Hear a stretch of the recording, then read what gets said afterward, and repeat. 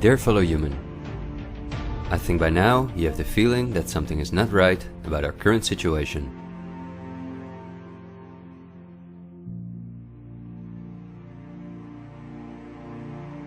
But I also think that the many ill-founded conspiracy theories may have caused you to distance yourself from both the media scaremongering and from those who spread the conspiracy theories.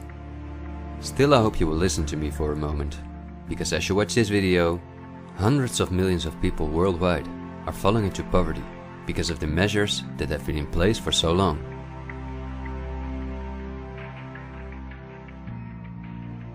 And although the biggest economic crisis that we will ever experience may not have affected you personally yet, it's only a matter of time before the ripple effects also reach you and your loved ones. This is not alarmism, but the harsh reality we face. I also think that we can limit the damage and even benefit from it if we are properly and objectively informed about our current situation. Therefore, I would like to show you some easy verifiable facts that I think are essential. Less than a handful of megacorporations dominate every aspect of our lives. That may seem like an exaggeration, but from the breakfast that's on the table in the morning, to the mattress we sleep on at night, and everything we do, put on, or consume in between, all are largely dependent on these corporations. These are investment companies of immense proportions, and they manage the major money flows on Earth. They are the protagonists of the play which we are currently witnessing.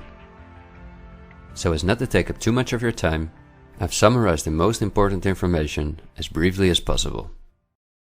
How does it work? Let's take as an example a company like PepsiCo, which is the parent company of many of the most popular soft drinks and snacks in the world. There appear to be many different competing brands, but they all come from the factories of a small number of corporations that together have a monopoly on the industry. Within the packaged food industry, there are a number of other major companies, such as Unilever, the Coca-Cola Company, Mondelez, and Nestlé. On this image, you see that virtually every well-known brand in the packaged food industry belongs to one of these corporations. You can easily get this kind of information. You can verify it on the websites of the relevant brands or on Wikipedia. Companies of this size are usually publicly traded and have a board where the largest shareholders call the shots. On websites like Yahoo Finance, we can find detailed company information, including who the largest shareholders of these companies are. Let's take PepsiCo again as an example. We see that 73.14% of the shares are held by no less than 3,379 institutional investors. These include investment companies, mutual funds, insurance companies, banks, and in some cases, governments. Let's look at who the largest institutional investors of PepsiCo are. As you can see, just 10 out of the 3,379 investors account for almost 1/3 of all shares. The combined share capital of these top 10 has a value of approximately $60 billion. But of those 10 investors, 3 own more shares than the remaining 7. Let's remember their names and let's see who owns the most shares at the Coca-Cola Company, Pepsi's big competitor.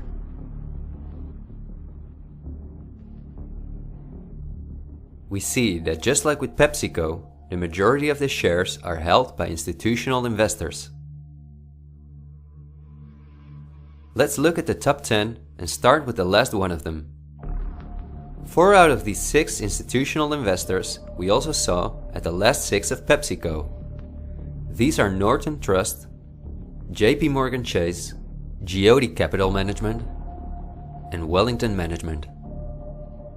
Now, let's look at the 4 largest shareholders. 3 of these we also saw in the top 4 at PepsiCo. They are BlackRock, Vanguard, and State Street. And there's another one, Berkshire Hathaway. These are the 4 largest investment companies on the planet.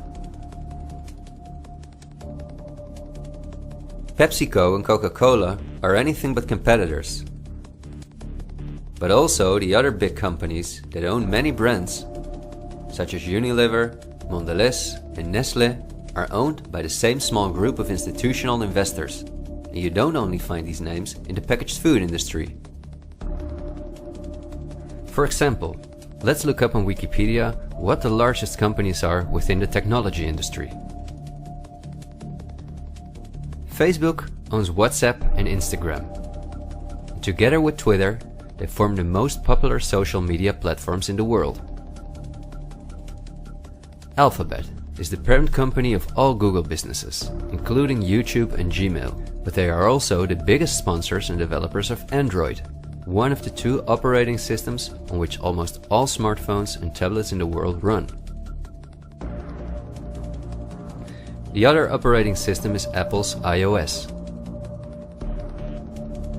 Finally, if we add Microsoft to the other three, we see that 4 companies produce the software that almost all computers, tablets and smartphones in the world depend on. Let's see who owns the most shares of these powerful companies. If we look at Facebook, we see that more than 80% of the shares are owned by institutional investors. These are the same names we saw in the food industry. Again, the same investors at the top. Then Twitter, which with Facebook and Instagram makes up the top 3. Amazingly, we see that the company is also owned by the same investors.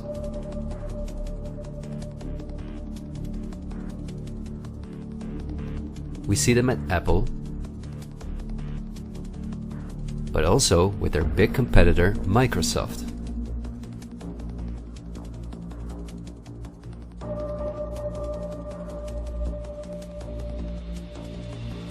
When we look at all the other companies that dominate the technology industry and build our computers, TVs, smartphones and household appliances, we see the same big investors who own a majority of the shares.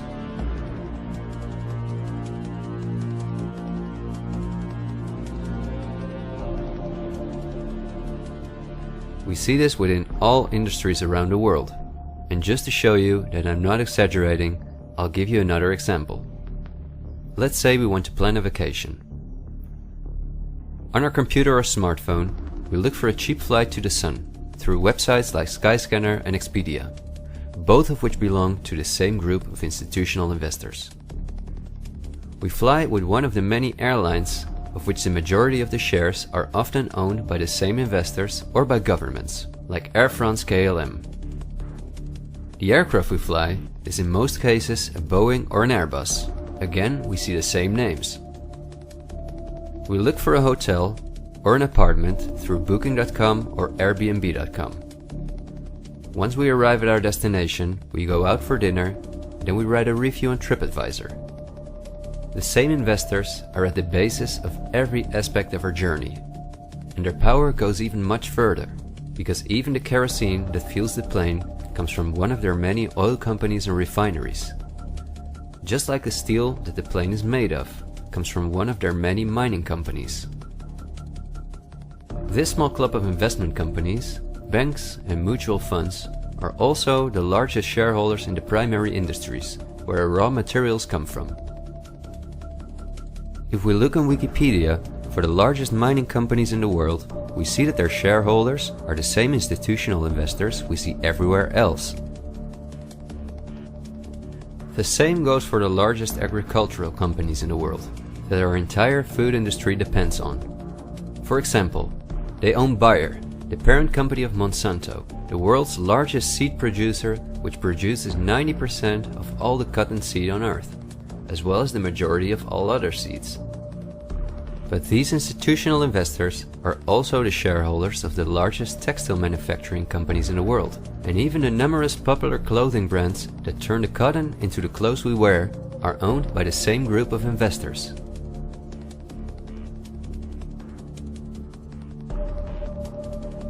Whether we have the world's largest solar panel producers or the largest oil refineries, the shares are managed by the same companies. They own the tobacco companies, who produce all the popular tobacco brands in the world. But they also own all the major companies in the pharmaceutical industry and the scientific institutes that produce the drugs. They own the companies that produce our metals and raw materials, and the entire automobile, aircraft and arms industry where those metals and raw materials are processed.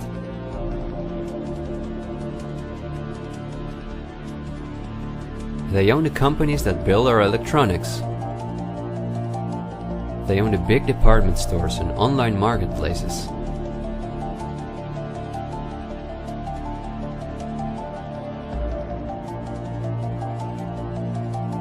And even the payment methods that we use to pay for their products.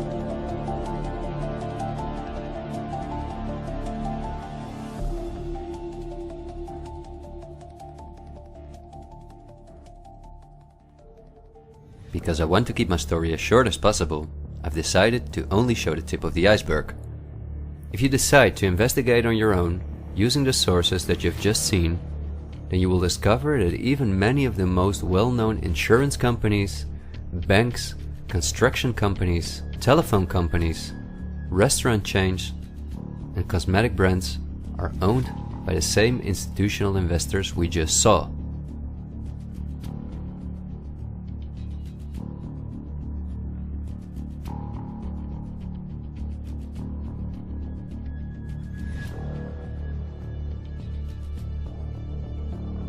These institutional investors are, as I told you earlier, mainly investment companies, banks and insurance companies. They are in turn also owned by shareholders. Now, what is the most amazing thing?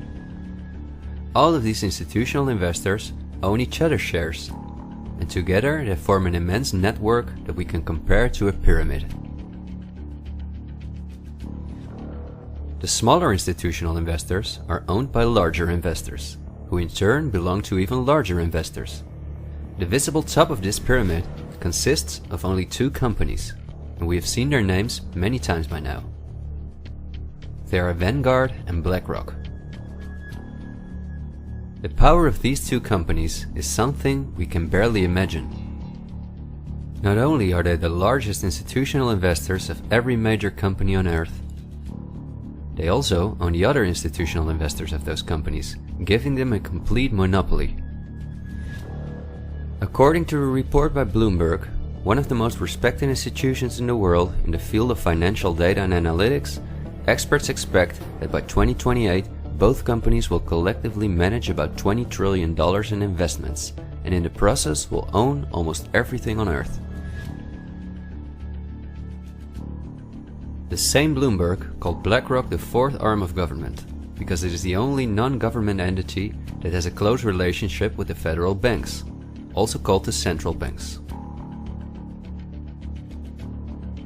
BlackRock not only lends money to the federal banks, but is also their principal advisor and the developer of the computer system that the federal banks use. Dozens of BlackRock employees had senior positions in the White House during the Bush and the Obama administrations, and currently under Joe Biden. BlackRock CEO Larry Fink is a welcome guest with many heads of state and politicians, and understandably so. He's the face of the company that pulls the strings.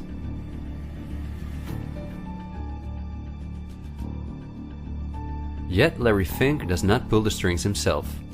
In fact, BlackRock itself is owned by shareholders.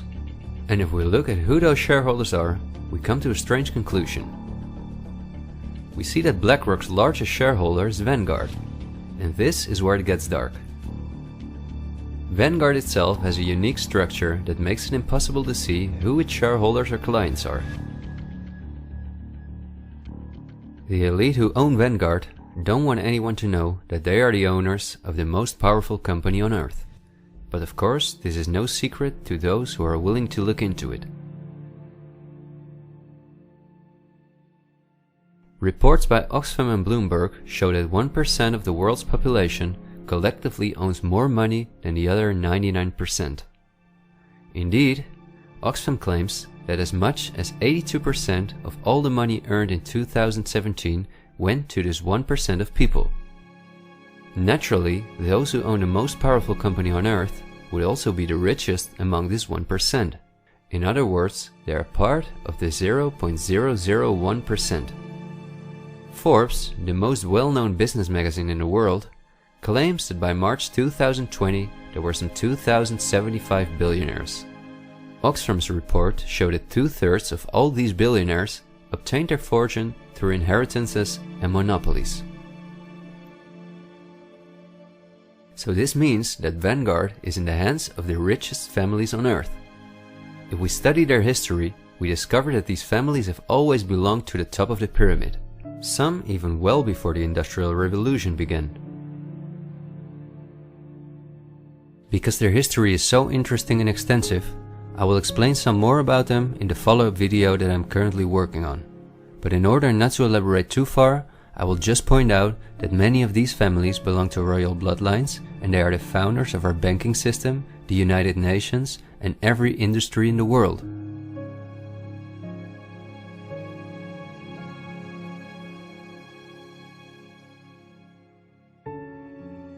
These families never lost their power, but because of an increasing world population, they were forced to hide behind investment companies such as Vanguard, whose largest shareholders are the private funds and non-profit organizations of these families.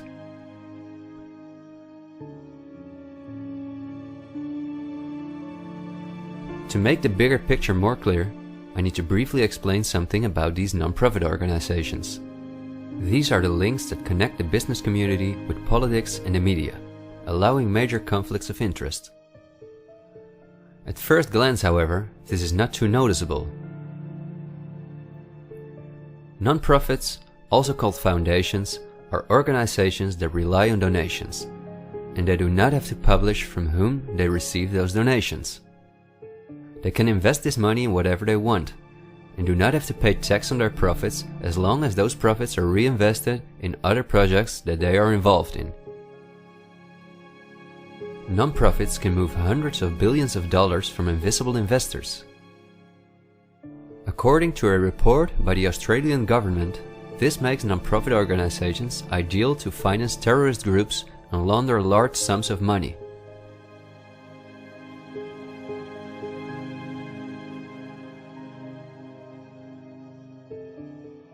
The foundations and funds of the families who are highest in the hierarchy of the 1% hide behind the scenes as much as possible. However, for cases that have a lot of publicity and attention, they use the foundations of philanthropist families that are lower in the ranking, but who are also extremely wealthy. In order to be concise, I will only highlight the 3 most important foundations in the world that connect all the industries in the world to each other. These are the Bill and Melinda Gates Foundation, the Open Society Foundations of the controversial multi-billionaire George Soros, and the Clinton Foundation.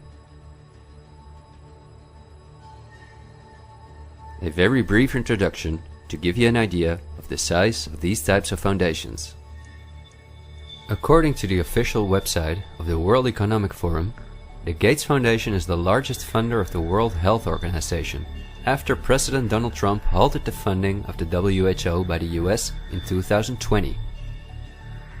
This makes the Gates Foundation one of the most influential organizations in the world in the area of everything that relates to our health. The Gates Foundation has a close partnership with the 16 largest pharmaceutical companies in the world, including Pfizer, AstraZeneca, Johnson & Johnson, BioNTech, and Bayer, and we have just seen who own the most shares of these companies.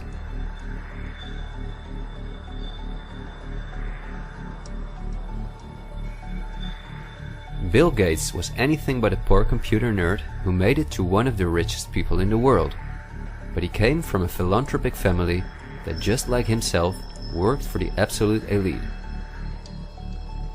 Bill is the founder of Microsoft, which is owned by BlackRock, Vanguard, and until recently Berkshire Hathaway.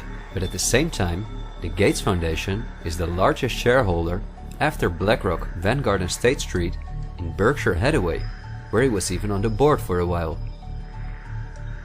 We would spend hours if we considered everything the Gates Foundation, the Open Society Foundations of George Soros, and the Clinton Foundation are involved in. But because they connect us with the next topic and with the current events, this brief introduction was important. I think the next topic should start with a question. A random person like myself, with very little experience in video editing, using an old laptop, can in 20 minutes objectively portray that only 2 companies have a total monopoly over all the industries in the world. So the natural question is, why don't you hear about all of this in the media? What? It's a good question. Every day we have the choice between countless reports, documentaries, and television programs, and yet not one of them talks about this. Is it something not interesting enough? Or might there perhaps be other interests at play? The answer we get again from Wikipedia. About 90% of the international media is owned by 9 media conglomerates. The companies owned by these media conglomerates are too many to mention, so I'm just going to show you the most important brands that we all know. Viacom CBS is the parent company of, among others, all CBS channels, Paramount, where the most famous movies and series in the world come from, MTV, Comedy Central, Nickelodeon, the popular British Channel 5, and the popular Australian 10. Guess who the largest shareholders of Viacom CBS are? Before we look at the other major conglomerates, let's not forget to mention our extremely powerful streaming monopolists, Netflix and Amazon Prime, both of which belong to the same shareholders. Then AT&T, which is the parent company of Warner Brothers, HBO, Discovery Channel, CNN, Cartoon Network, TNT, DC, and many other well-known brands. Guess who the largest shareholders of AT&T are?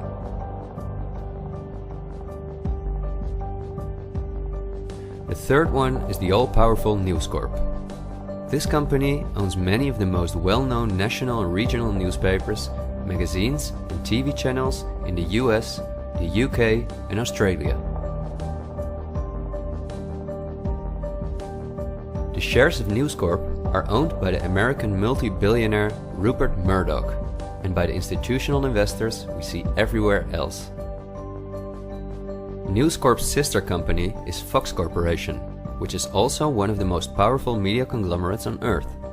Just like News Corp, it is owned by the Murdoch family and the usual investors. Then the Walt Disney Company, a conglomerate of unimaginable dimensions, with many subsidiaries such as Pixar, Marvel, 20th Century, Lucasfilm, ABC, National Geographic, and Hulu. Who are their biggest shareholders? Another powerful media conglomerate is Comcast. This is the parent company of NBC, DreamWorks, Universal, the Sky Group, Focus Features, Xfinity, and many other major media brands. As you would expect, their largest shareholders are Vanguard and BlackRock.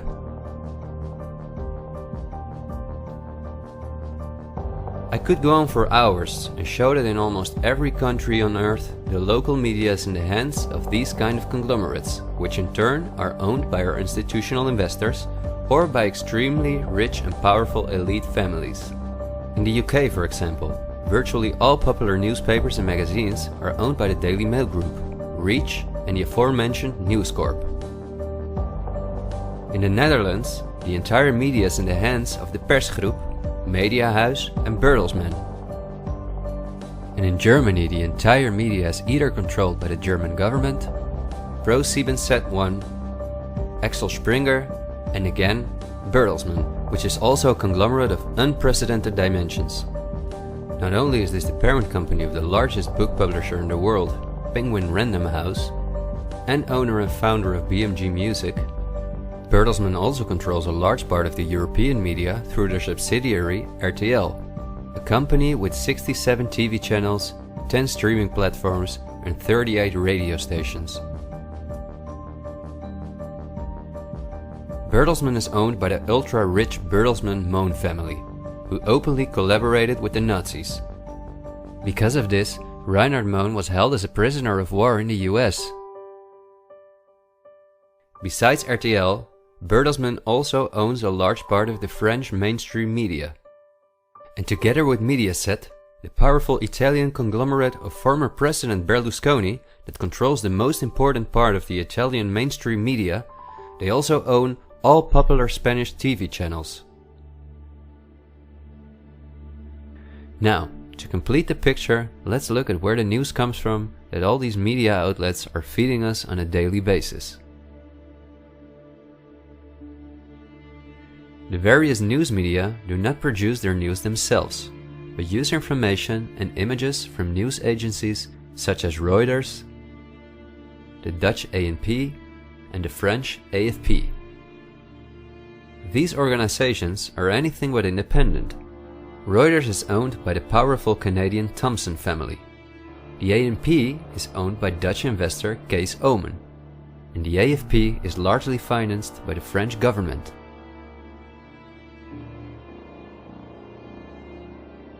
The main journalists and editors who work at our media or at these news agencies are affiliated with important journalistic organizations, such as the European Journalism Centre. These are one of the largest funders of media-related projects across Europe. They train journalists, produce study materials, give internships at, for example, the ANP, and work closely with the world's largest corporations such as Google and Facebook. For journalistic analysis and opinion, all the major media outlets in the world use Project Syndicate, the most powerful organization within its field. It supplies the 506 most important media outlets in 156 countries. Project Syndicate, plus an organization such as the European Journalism Centre, together with the news agencies, are the connecting link between all the different media outlets around the world. When newscasters read the news from their teleprompters, there is a good chance that the text comes from one of these organizations. As a result, the global media is often synchronized in its reporting.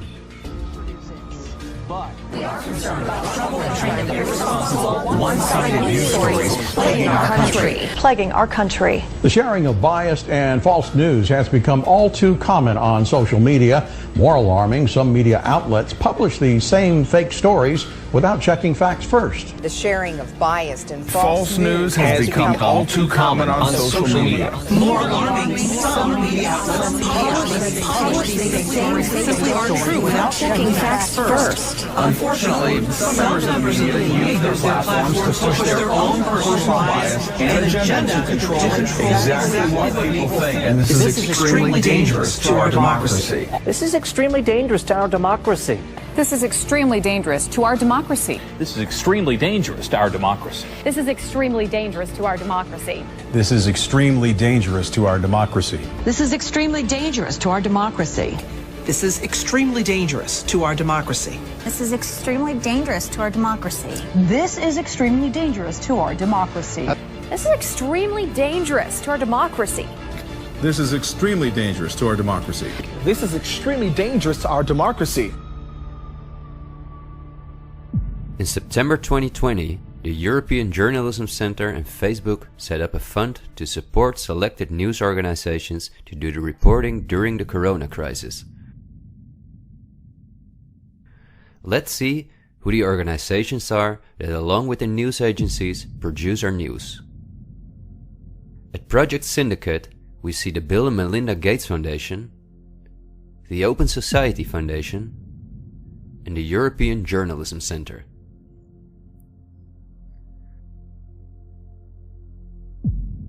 Then the European Journalism Centre itself. Again we see the Gates Foundation and the Open Society Foundation. And they also receive large donations from Facebook, Google, the Dutch Ministry of Education, Culture and Science, and from the Dutch Ministry of Foreign Affairs. The organizations that are at the heart of our information flow are funded by the non-profit organizations of the same elite who also controls the entire media. However, a part of our tax money goes to these organizations as well.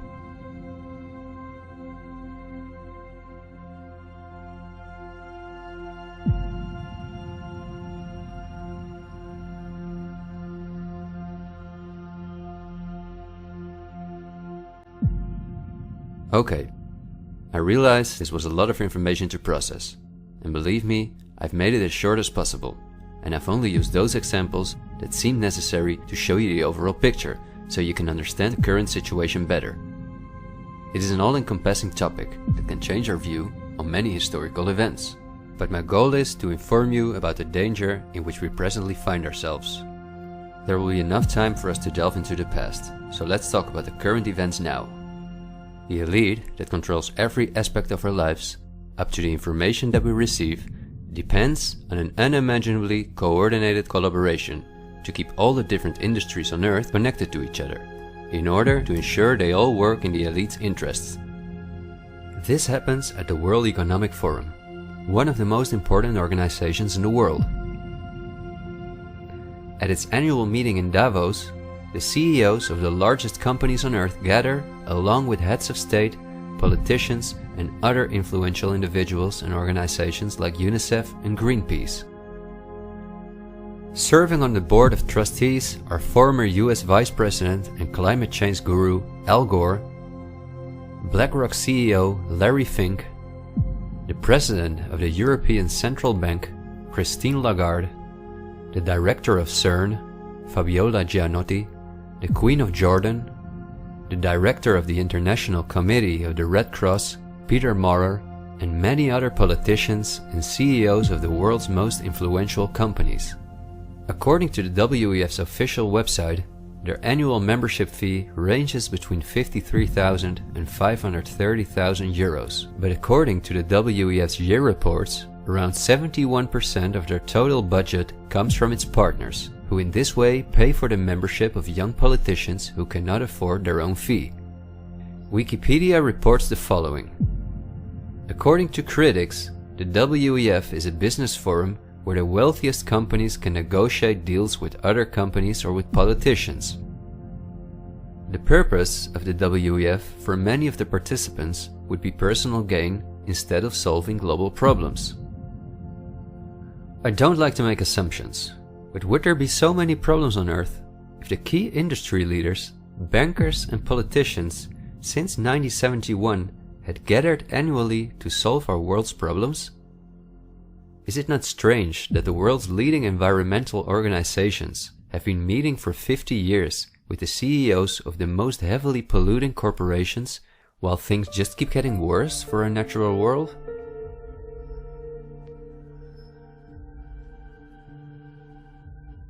That these critics of the WEF are right soon becomes clear when we look at who the most important partners are that account for almost 71% of the WEF's budget. There are BlackRock, the Open Society Foundations, the Bill and Melinda Gates Foundation, and many other large corporations of whom Vanguard and BlackRock own the shares directly or indirectly.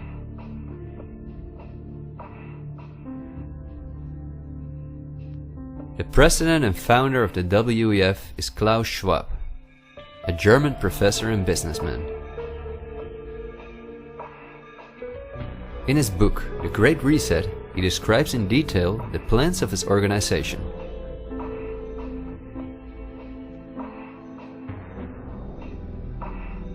The coronavirus, according to him, is the excellent opportunity to literally reset our society in every regard. He calls this Build Back Better, and this slogan seems to be the motto of all globalist politicians in the world. And it's now a historical moment, a crucial moment, to rebuild the future, to reset our policies. And of course, we also want to work together on building back better.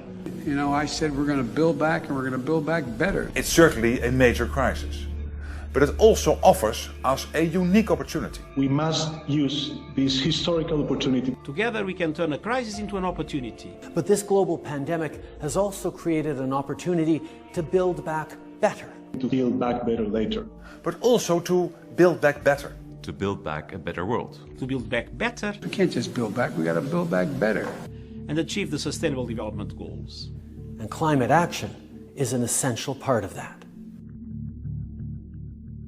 According to Schwab, our old society should be exchanged for a new one, in which countries give up their sovereignty to an all-encompassing world government, in which people own nothing but work for the state, in exchange for their housing, healthcare, and all their other basic needs. All of this is necessary, according to the WEF, because our modern consumer society, which the elite themselves imposed on us, can't keep going as it is. It's no longer sustainable.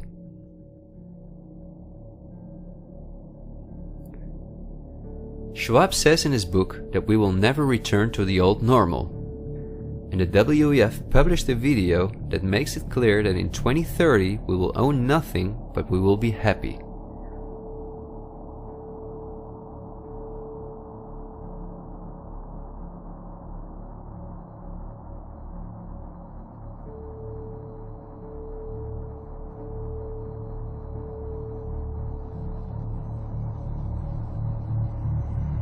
You've probably heard some talk about the New World Order. The media wants us to believe that this is a topic for conspiracy theorists, although it has been talked about for generations by presidents such as George Bush Sr., Nelson Mandela, and Bill Clinton. We have before us the opportunity to forge for ourselves and for future generations a new world order, a world where the rule of law, not the law of the jungle, governs the conduct of nations. When we are successful, and we will be, we have a real chance at this new world order, an order in which a credible United Nations can use its peacekeeping role to fulfill the promise and vision of the UN's founders. After 1989, President Bush said, and it's a phrase that I often use myself, that we needed a new world order. That the affirmative task we have now is to actually create a new world order. But also by the world's most famous philanthropists such as Cecil Rhodes, David Rockefeller, Henry Kissinger, and even George Soros. I think you need a new world order, that China has to be part of the process of creating it, and they have to buy in, they have to own it. These important figures, who apart from Mandela, were all among the top of the elite when they were still alive, are not the only ones who dream about an all-powerful world government. In 2015, the UN presented its controversial Agenda 2030, which is almost identical to Klaus Schwab's Great Reset. In their own words, the UN, like Schwab, wants to ensure that by 2030, poverty, hunger, environmental pollution, and disease no longer exist on Earth. It sounds like a sympathetic plan, until you read the fine print. You see, the idea is that Agenda 2030 is going to be paid for by us, the citizens. And just as it is currently required of us that we give up our basic rights for the sake of public health, we will be demanded to give up our wealth in favor of poverty reduction. These are not conspiracy theories. You can read this for yourself on their official website. In short, it boils down to this. The UN wants to take the tax money from all Western countries and give it to the mega corporations of the elite, who will be contracted to rebuild society. Globally, a completely new infrastructure is needed, because fossil fuels must be made a thing of the past, according to the UN. For this immense project, a world government is needed, says the UN. And the same UN takes it upon herself to be this global government. Just like Schwab, the UN also believes that a pandemic is the perfect opportunity to accelerate the implementation of Agenda 2030. It is worrisome that the WEF and the UN openly admit that they consider pandemics and other disasters as an opportunity to transform society, especially since we have seen that the elite have all the resources at their disposal to make us believe that there is a pandemic, and even to create one. So we certainly should not take these things lightly, and we should examine them carefully. And when we do that, we come across things that are even more troubling.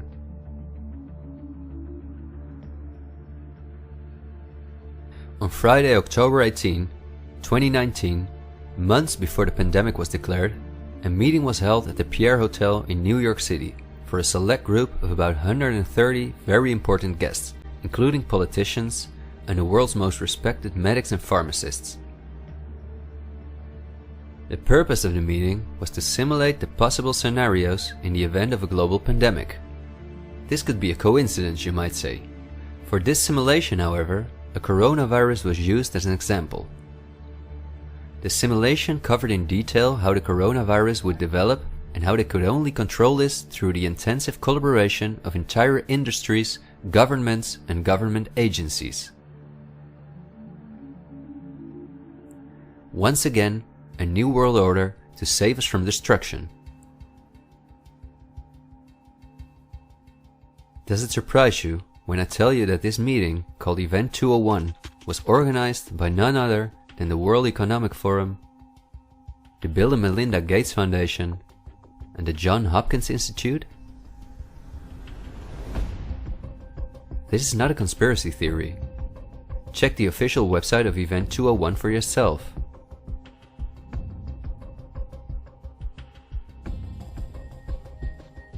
Perhaps at this point it will no longer surprise you that the German Robert Koch Institute, which like every national health institute in the world is closely linked to the WHO, which is funded by Bill Gates, created a similar simulation in 2012. As was the case during Event 201, the simulation assumed a coronavirus. This simulation assumed that in a Southeast Asian food market, a coronavirus would spread from animal to human. How coincidental, isn't it? In this simulation, it takes several weeks for the authorities to identify the virus, allowing it to spread worldwide. The simulation is made of the consecutive 3 years, in which there are lockdowns and economies are destroyed. But also the impact on society is simulated in all aspects, even the protests. I won't tire you with the details. In fact, you can download this analysis for yourself from the website of the German government. The last thing I want to show is an excerpt from a lecture that Belgian top virologist Mark van Ranst gave on January 22, 2019 at the Chatham House, a major non-profit organization in London, where important world leaders meet to discuss global issues. Winners of the Chatham House Prize include Hillary Clinton, Melinda Gates, and John Kerry.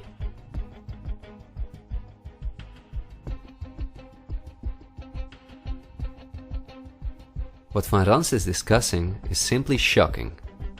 Van Ranst in fact explains how he has fooled the entire Belgian population during the swine flu through fear-mongering, out-of-context mortality rates, and media manipulation.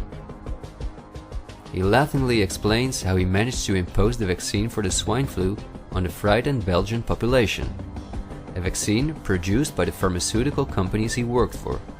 Thank you very much, Ab. Thanks for the invitation. And I was asked to tell you about my experiences being the crisis manager, the flu commissioner for Belgium, and highlighting the communication. And then you have one opportunity to do it right. I mean, day one is so important. In day one, you start your communication with the press, with the people, and you have to do it right. I mean, you have to go for one voice, one message. In Belgium, they chose to appoint a non-politician to do that. I mean, I have no party affiliations, and that makes things a little bit, at that time at least, a little bit easier, because you're not attacked politically, majority, minority. That doesn't come into play, and that was a huge advantage. The second advantage is that you can play in Brussels the complete naive guy and get a lot more done than you would otherwise be able to do. You have to be omnipresent that first day or the first days, so that you attract the media attention. You make an agreement with them that you will tell them all, and if they call, you will pick up the phone. When you do that, then you can profit from these early days to get complete carpet coverage of the field, and they're not going to search for alternative voices there. And if you do that, that makes things a lot easier. These first weeks That's easy street. When you have no opposition and everybody needs news and they can come to you for news, you can bring quite a lot of neutral information, and it is picked up, and it is well, the news is brought the way you bring it, and that is you can only do that in the first couple of weeks or months. And then you have to say, okay, well, we will have H1N1 deaths. Of course, that would be unavoidable. I used there Sir Donaldson's quote, where he said that in the UK, by the peak of the epidemic, 40 people would die per day at the end of the summer. So 62 at that time million people in the UK, 40 deaths a day. I worked it out for Belgium. That would be 7 deaths a day at the peak of the epidemic. I used that in the media. 7 Belgian flu deaths per day at the peak of the epidemic would be realistic. That is true in every year, even interpandemically. That is very, very conservative. However, talking about fatalities is important, because when you say that, people say, wow, what do you mean? People die because of influenza? And that was a necessary step to take. And then, of course, a couple of days later, you had the first H1N1 death in the country, and the scene was set and it was already talked about. And then you had to pick who is going to be vaccinated first. And then, well, women and children first, whatever. I mean, risk groups, they were important. And then I misused the fact that the top football soccer clubs in Belgium inappropriately and against all agreements vaccinated they made their soccer players priority people. So I said I can use that. Because if the population really believes that this vaccine is so desirable that even the soccer players would be dishonest to get their vaccine, I said, okay, I can play with that. So I made a big fuss about this. This is Van Ranst is raving mad. But it worked. The Chatham House organization is also funded by all major corporations of the elite, the Gates Foundation and the Open Society Foundations. We could talk for hours about the coronavirus, which has a survival rate of 99.98%, and about the incomprehensible measures that are destroying our society. Millions of entrepreneurs have lost their income. Countless elderly people have died in loneliness, isolated from their families. But I think we have reviewed enough facts that put the global COVID measures in a broader context, seen from the perspective of the elite. This extremely wealthy elite, collectively of tens of thousands of billions, has no problem whatsoever with the fact that more than 40% of the world's population has to live on less than $5.50 a day, or that millions of children are dying from the drinking water contaminated by them, or from malnutrition, or by their bullets and bombs. They just want to get more powerful. The elite have absolutely no intention to share their wealth with us. In fact, they are honest about their plans to take even the last bit from us, and those plans are being rolled out as I'm telling this. The underlying motives of the elite will not be explained in this episode, because for this we have to dive into history and discuss topics that are beyond our modern rational thinking. But for now you may understand well enough with the simple logic that a new world order, or an all-encompassing world government, is the only way for a small elite to retain its power over an ever-increasing world population. Companies like BlackRock and Vanguard do not benefit from national borders, import taxes, and real diversity.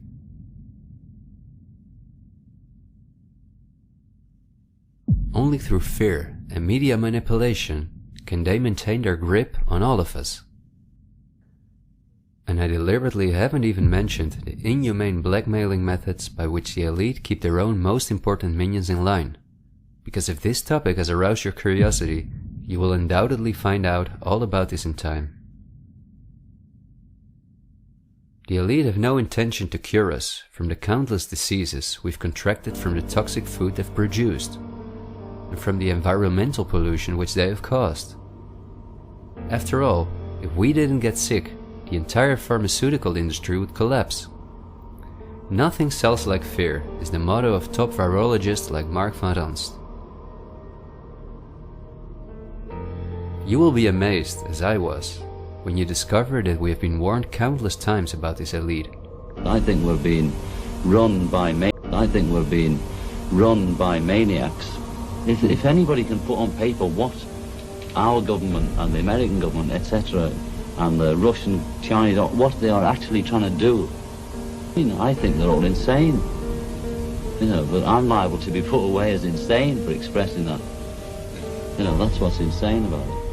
I mean, don't you agree?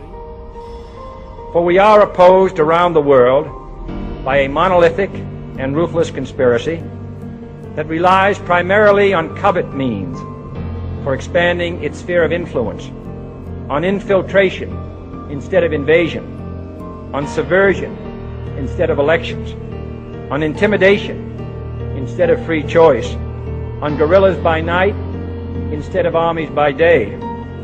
It is a system which has conscripted vast human and material resources into the building of a tightly knit, highly efficient machine that combines military, diplomatic, intelligence, economic, scientific, and political operations.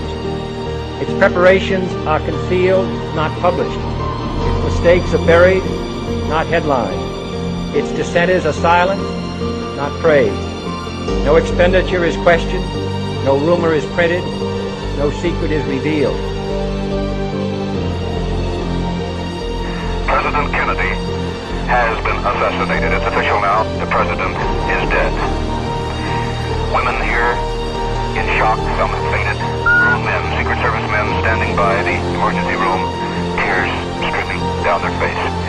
There's only one word to describe the picture here, and that's grief, and much of it. It's official. As of just a few moments ago, the President of the United States is dead.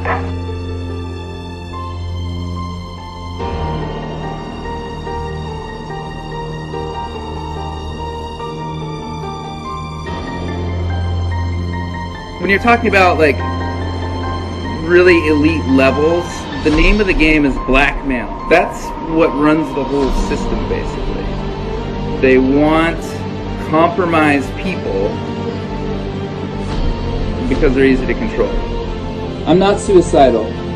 I'm not suicidal.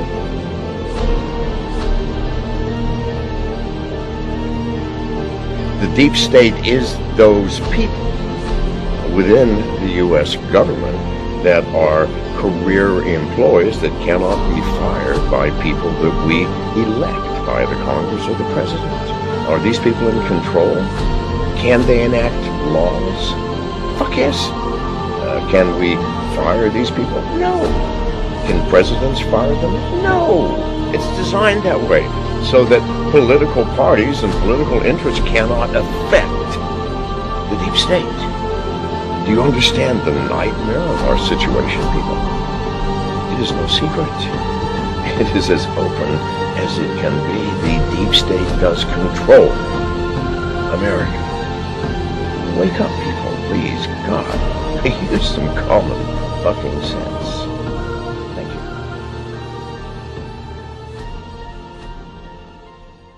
you. This is the direction the world is going in at the present time. In our world, there will be no emotions except fear, rage, triumph, and self-abasement. The sex instinct will be eradicated. There will be no loyalty except loyalty to the party. But always there will be the intoxication of power. Always, at every moment, there will be the thrill of victory, the sensation of trampling on an enemy who is helpless. If you want a picture of the future, imagine a boot stamping on a human face forever. The moral to be drawn from this dangerous nightmare situation is a simple one. Don't let it happen. It depends on you. With this video, I hope to reach you, to reduce the ever-increasing distance between us. Only when we are divided can the elite retain its power over us. The greatest fear of the elite is that we will realize what is really going on Earth. and the only way the elite thinks they can prevent this from happening is through censorship,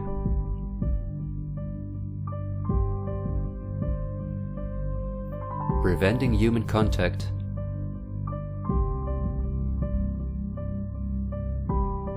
the incessant framing of political opponents and those who think differently,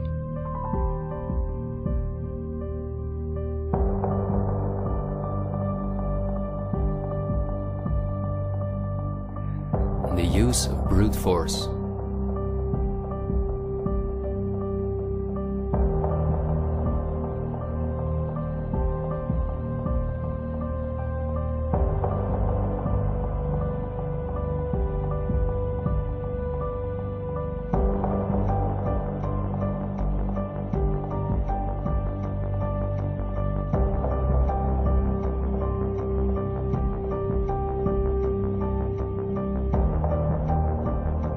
The plans of the elite are clear, and so is the ruthless way in which they want to accomplish them.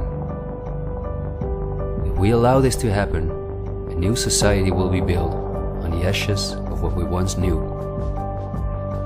A new society in which we will own nothing, not even a home of our own. The elite wants to make sure that between now and 2030, everything you now own will be theirs.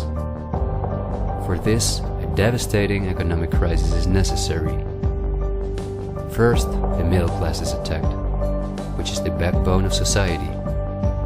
Entrepreneurs are forced to go into tremendous debt, which will ultimately cause them to lose all their possessions. After that, things will move quickly. Banks will fall, cash money will cease to exist, and the only way not to starve to death will be the acceptance of government support, which will include several conditions, such as the vaccination passport and giving up all private possessions. Because the entrepreneurs are the first to fall, many others won't immediately feel the crisis. The people remain divided among themselves until it is too late. This is not a doomsday scenario that I've made up. This is simply the Great Reset. The New World Order, which has been prepared for many generations, and which has been extensively tested in every communist dictatorship in the world.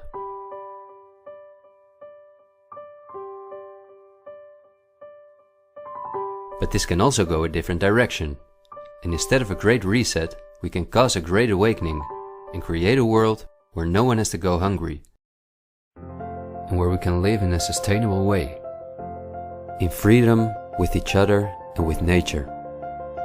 This is not an idealistic daydream. There have always been forces that have sought to break the power of the elite, but until recently, our means of communication were always insufficient to get a mass network in motion. The elite have always kept us in ignorance about the discoveries of geniuses such as Tesla, who was far advanced in the field of clean, free energy, or Dr. Rife, who used radio waves to cure at least 16 terminal cancer patients before he, just as Tesla, died in a suspicious manner. Or Henry Ford, who in 1941 had already made a car out of bioplastic that proved stronger than steel. The elite have hidden countless such techniques from us because they form a threat to their monopolies in every industry. These were techniques that would have given us freedoms and put the elite's power at risk, which is based on our fear and dependence on their projects. These are not conspiracy theories, but facts. What I am saying is that a world of new possibilities is opening up for all of us, where there is no poverty, no pollution, diseases, or wars, and in which governments work for the welfare of the people rather than the other way around. Countless ailments that provide the pharma industry with hundreds of billions of dollars will be cured. No one will have to work their ass off to live a dignified life.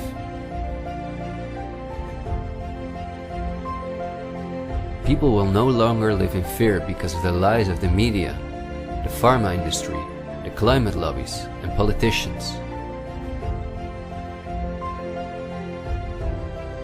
It's all on the horizon.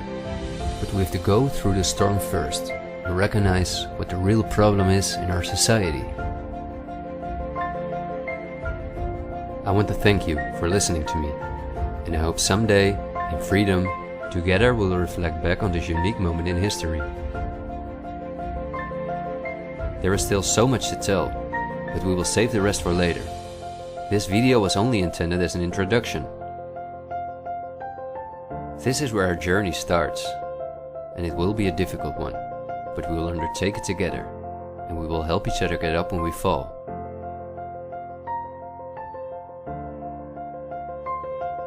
We will not be afraid. We are the 99%.